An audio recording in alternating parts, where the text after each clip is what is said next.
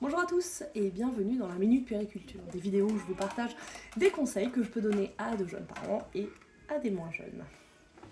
Aujourd'hui, je voudrais vous parler de ce que moi j'appelle une tétée active. Alors, je parle de tétée active pendant les premiers jours à la maternité. Je ne parle pas des tétées d'après, la tétée active avant la montée de lait. En fait, la tétée, elle peut être nutritive, mais elle peut aussi répondre à un besoin de succion qu'a votre bébé. Là, on va s'intéresser à la tétée dite nutritive. Alors, dans les premiers jours, un bébé peut se fatiguer rapidement quand il tète. Ça demande énormément d'énergie pour lui de téter, c'est un sport.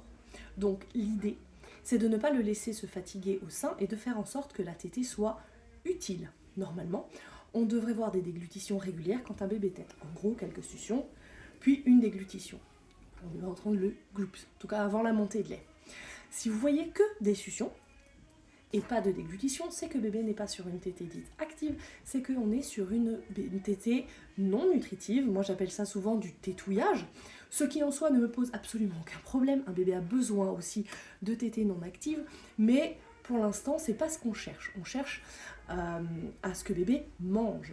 Un tétouillage ne permet pas à bébé d'assimiler assez de lait.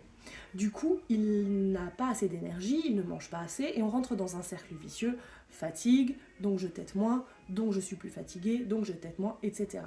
Je veux qu'on rentre dans un cercle vertueux de la tétée. Donc je mange, donc j'ai de l'énergie, donc je peux encore manger, donc j'ai encore de l'énergie. Du coup, si bébé s'endort au sein, il faudra le stimuler pour qu'il reste actif, le stimuler, le chatouiller, etc. Si la stimulation ne suffit pas, on peut faire la compression mammaire, que j'expliquerai dans une prochaine vidéo. Et si aussi ça ne suffit pas, on peut changer de sein.